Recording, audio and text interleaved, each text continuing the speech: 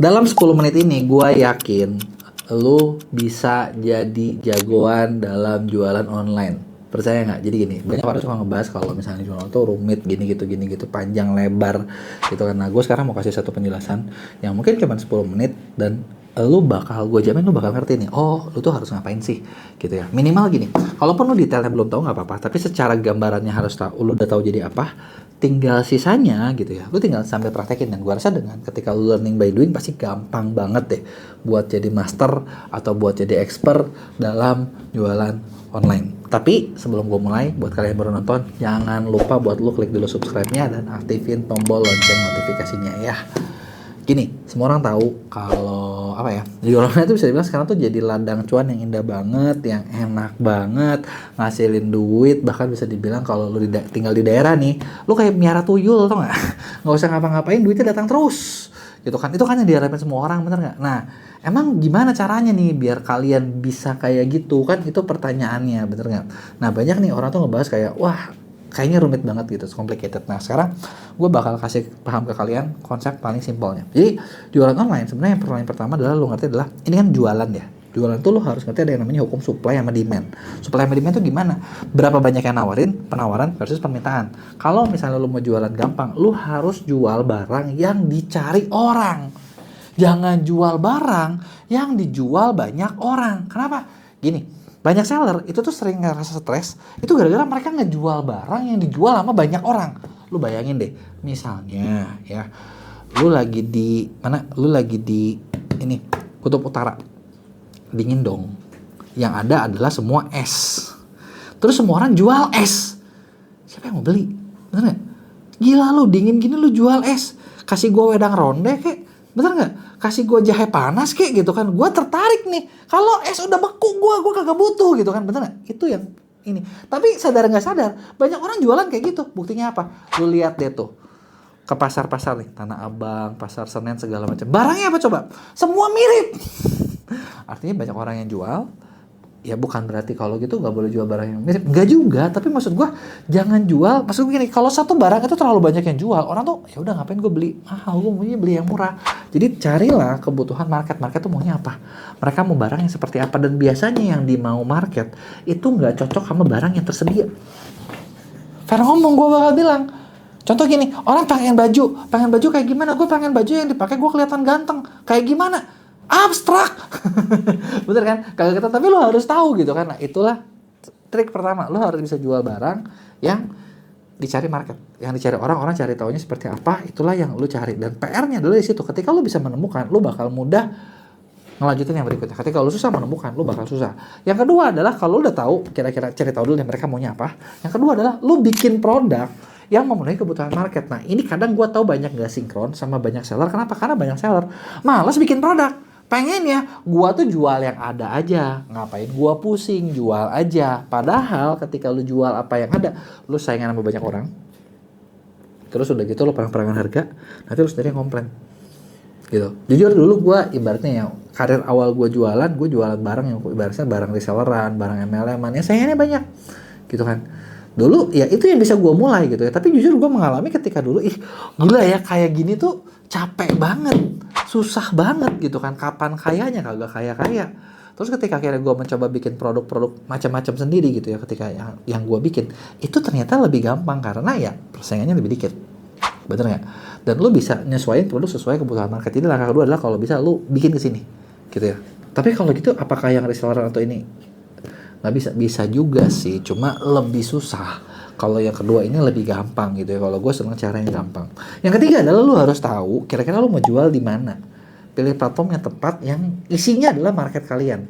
Jadi gini, contoh, kalau misalnya gue jual barang, misalnya katakanlah gini ya, ini gue lagi minum kopi. Kopi yang bikin rambut uban putih jadi hitam. Oh, lu bayangin. Sakti banget nih, kopi emang hitam ya. Tapi kalau ubanan begitu minum langsung hitam semua. Anggaplah ada, gue nggak tahu produknya ada apa nggak. Tapi gini, kalau ada itu kopi seperti itu, gitu ya. Nah, di mana kira-kira kita jualan? Apakah kita bakal jual di TikTok yang isinya anak muda? Kayaknya nggak. Apakah jual di Instagram yang isinya mungkin generasi milenial? Kayaknya nggak. Justru mungkin kita jualan di tempat yang banyak orang tuanya. Facebook mungkin, tapi Facebook juga orang tua. Kayaknya terbaik adalah kita jualan di daerah panti jompo. Kalau offline, bener. Kenapa? Banyak orang tua semua. Bener nggak? Nah, itu kan berarti lu milih tempat mana nih yang lu mau jual, di mana market lu di situ, sesuaiin. Jangan sampai gini, lu punya barang A, oh gue mau coba jual di sini laku nggak ya? Jual di sini laku nggak ya? Iya bisa juga sih lu nyoba seperti itu, tapi itu effortnya tinggi. Kalau gue bakal pilih yang tepat aja. Ibarat kalau mau mancing harus tahu nih ikannya di mana, lu mancing di situ.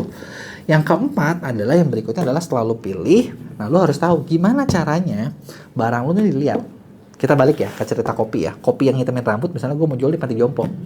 Gue jualnya di mana? Bagian pintu depan. Nah pertanyaannya, si orang lansianya lewat nggak? Kagak lewat, nggak dilihat dong. Lansianya di mana? Oh di dalam, mereka ada taman, mereka nongkrong di situ. Nah di situ berarti gue harus bisa nongkrong. Tapi kalau di situ harus bayar misalnya ke panti jomponya, masang booth gitu. Ya udah, tapi kan di situ tempat idealnya. Bener nggak? Lu harus menempatkan di situ. Jadi ketika jualan online, lu harus sadar, lu ketika buka toko itu adalah orang nggak ada yang tahu toko lu di mana, orang nggak ada yang peduli. Langkah lu berikutnya adalah lu harus bisa mencari pengunjung. Traffic itu penting. Nyawa dari toko lu ditentuin dari traffic lu sebanyak apa. Semakin banyak traffic atau orang yang bisa lu datangin, semakin cuan bisnis kalian. Semakin sedikit, semakin nggak cuan. Gitu kan. Nah, traffic doang kagak cukup, harus bisa di-convert. Di-convertnya gimana?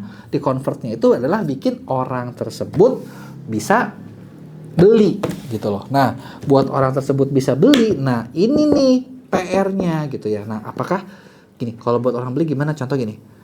Orang yang misalnya gue bikin kopi ya. Ini kopi ini, si lansianya mau muda nggak? Mau kelihatan muda nggak? Enggak. Oh, berarti nggak cocok itu.